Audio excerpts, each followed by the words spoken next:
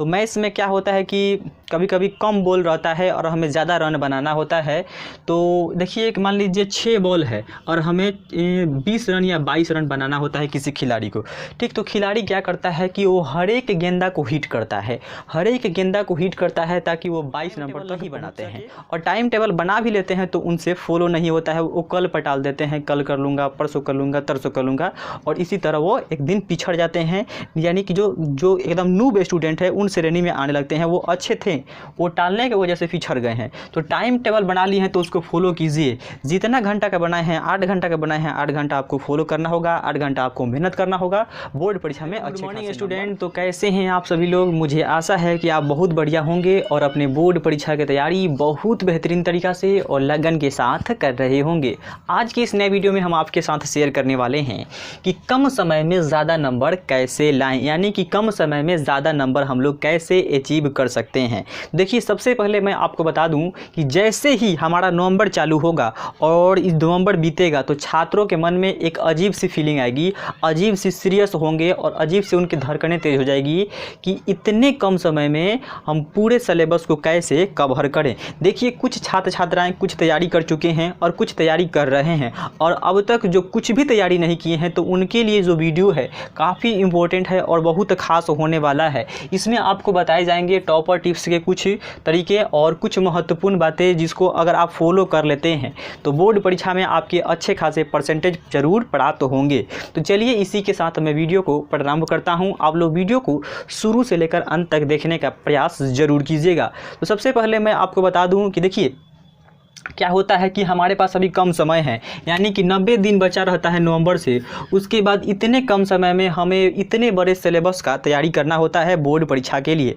तो इतना में क्या होता है कि अधिकतर छात्र छात्राएं डर कर छोड़ देते हैं कि अब हमसे नहीं होगा। तो आपको हार नहीं मानना है, आपको तैयारी करना है। आप यहाँ से भी अच्छे खासे नंबर प्राप्त कर सकते हैं। आप यदि सही रणनीति आप अपना लेते हैं आज से ही, तो आज से ही आप वो कर सकते हैं जो स्टूडेंट कुछ महीना पहले से तैयारी करके नहीं कर सकेंगे। देखिए क्या होता है कि कुछ स्टूडेंट का मार्क्स जो कि है कम समय में पढ़ के ज़्यादा आ जाता है, और कुछ स्टूडेंट शुरू से तैयारी करते हैं फिर भी उनका मार्क्स कम आता है। इसका कारण क्या है कि जो स्टूडेंट जो कम समय में ज़्यादा जानकारी लेता है तो उसके ज़्यादा मार्क्स आ जाते हैं। जो शुरू से पढ़ते आ रहा है थोड़ा थोड़ा उनके भी अच्छे मार्क्स आते हैं। लेकिन ऐसा कहीं कम मात्रा में देखा गया है कि कुछ स्टूडेंट होते हैं जो कम समय में ज़्यादा मार्क्स लेकर आ जाते हैं और पूरे साल जो पढ़ाई किया है उसका मार्क्स कम आ जाता है। तो वो सही रणनीति नहीं, इसके कारण उनका मार्क्स जो है अच्छी तरह से नहीं आता है। तो हमको वो सब फॉलो नहीं करना है, हमको ये सभी बातें फॉलो करना है। देखिए आप 3 महीना में पूरा सिलेबस को ख़त्म कर सकते हैं लेकिन याद नहीं कर सकते हैं, इसीलिए हमको याद भी करना है और सिलेबस जितना होगा उतना हम लोग शॉर्ट्स में तैयारी कर लेंगे। तो सबसे पहले आपको लेके चलते हैं कुछ महत्वपूर्ण बातें की ओर। महत्वपूर्ण बातें क्या है कि सबसे पहले देखिए सभी स्टूडेंट होते हैं जो तैयारी नहीं किए होते हैं वो डर जाते हैं कि हमारे पास अभी 3 महीना बचा हुआ है और 3 महीना में हम बोर्ड परीक्षा की तैयारी कैसे करेंगे और अच्छे खासे परसेंटेज यानी कि फर्स्ट डिवीज़न कैसे लाएंगे, ये सोचते हैं बार बार। तो आपको ये नहीं सोचना है और डरना भी बिल्कुल भी नहीं है कि हमसे अब बोर्ड परीक्षा पास नहीं कर पाऊंगा और हमसे अब बोर्ड परीक्षा में अच्छे खासे नंबर नहीं आएगा। देखिए सब कुछ होगा यदि आपके मन में लगन है, इच्छा है करने की, तो सब कुछ आप कर सकते हैं। उसके बाद इसमें है कि दूसरों से अपना का तुलना ना करें, क्योंकि वो दूसरों ने जो कि है बहुत दिन से तैयारी कर रहा है, आप अभी से तैयारी करने चले हैं तो उससे तुलना कीजिएगा तो आप डीमोटिवेट होइएगा और पढ़ाई करने का आपको बिल्कुल भी मन नहीं करेगा। तो आपको दूसरे से तुलना नहीं करना है कि उसने कितना पढ़ लिया, मैंने अब तक कुछ भी नहीं पढ़ा हूँ। ठीक है, तो दूसरों से तुलना आपको बिल्कुल भी नहीं करना है। उसके बाद है नेगेटिव लोगों से दूर रहना होगा जो आपको डीमोटिवेट करते हैं। तू तो अब फेल हो रहा है, तो फेल आप नहीं होने वाले हो। यदि आप अभी से भी सही मार्गदर्शन के साथ पढ़ाई करने बैठते हो आज से ही, तो जरूर आपके बोर्ड परीक्षा में उनसे ज़्यादा नंबर आएंगे जो आपको डिमोटिवेट कर रहे थे, उनको लाकर दिखाना होगा आपको। देखिए नेगेटिव लोग क्या होते हैं, वो बोलते हैं कि तुमसे तो ये नहीं होगा, ये नहीं होगा, वो नहीं होगा। तो बस उसके बातों को सुनो और इस कान से इस कान को सुनकर निकाल दो। ठीक, तो नेगेटिव लोगों से दूर रहना होगा। उसके बाद है क्या पढ़े हैं उस पर ध्यान देना है और क्या नहीं पढ़े हैं उस पर ध्यान नहीं देना है, बिल्कुल भी नहीं देना है कि अभी मैंने इतना सारा पढ़ाई नहीं किया है। जो आप पढ़ाई किए हैं उसमें से अगर आपके बोर्ड परीक्षा में सवाल आते हैं तो उसमें से सवाल नहीं छूटना चाहिए, इस हिसाब से आपको पढ़ाई करना होगा। उसके बाद है कल पर कभी भी आपने पढ़ाई को ना टाले, मैं कल कर लूँगा, परसों कर लूँगा, अभी इतने दिन बचे हुए हैं, इतने दिन बचे हुए हैं, 1 महीना रहेगा तो मैं पढ़ाई करूँगा और 1 महीना पढ़ाई करके मैं बोर्ड परीक्षा में अच्छे खासे नंबर प्राप्त करके आ जाऊँगा। तो ये कभी नहीं होने वाला है, आपको अभी से ही जाग जाना है। आप अगर अभी से जाग जाते हैं तो बोर्ड परीक्षा में आपके अच्छे खासे मार्क्स आएंगे।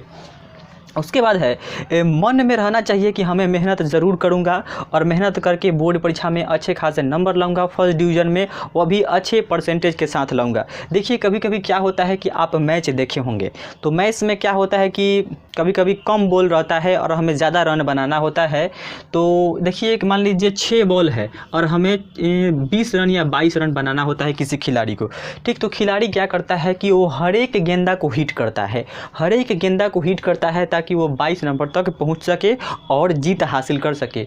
तो उसको क्या करना होता है, वो हर एक गेंदा को हिट करना होता है। आपको ही प्रतिदिन हौंक कर पढ़ाई करना होता है, यानी कि हौंक कर वो खेलने का प्रयास करता है, हर एक गेंदा को हिट करता है।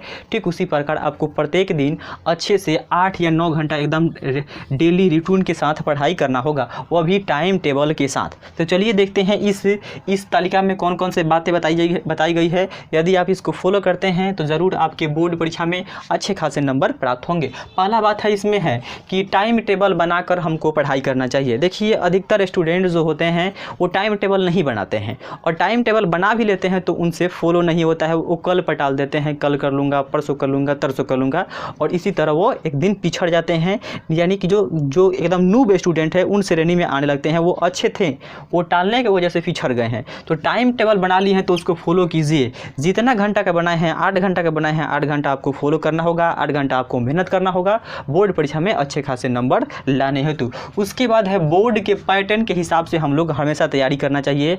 जो भी बोर्ड का पैटर्न है, जो कितना नंबर का पूछ रहा है, किस हिसाब से प्रश्न पूछ रहा है और कौन कौन से चैप्टर से अधिक प्रश्न आ रहे हैं, इस पर ध्यान देना होगा। सबसे महत्वपूर्ण बात है कि बोर्ड के पैटर्न के हिसाब से हमें तैयारी करना चाहिए, चाहे वो 21 का हो या 22 का हो। हम लोग देख लेंगे किस हिसाब से पूछा गया है, 20 में किस हिसाब से पूछा है, 19 में किस हिसाब से पूछा है और 20 में किस हिसाब से पूछा है, उसी हिसाब से हम लोग तैयारी करते हैं। उसके बाद है कि एनसीईआरटी से शॉर्ट्स नोट्स बना लीजिए। आपके पास समय कम है और कम समय में ज़्यादा नंबर चाहिए, तो एनसीईआरटी से आपको शॉर्ट्स नोट्स बना लेना चाहिए। एनसीईआरटी का शॉर्ट्स नोट्स कैसे बनेगा भाई, तो आप देखिए एनसीईआरटी के जो लास्ट पेज रहता है अस्मरणीय तथ्य, यानी जो भी आप पढ़े रहते हैं पूरे चैप्टर में पूरा निष्कर्षण दिया रहता है कि इस चैप्टर में कौन कौन से महत्वपूर्ण बात है।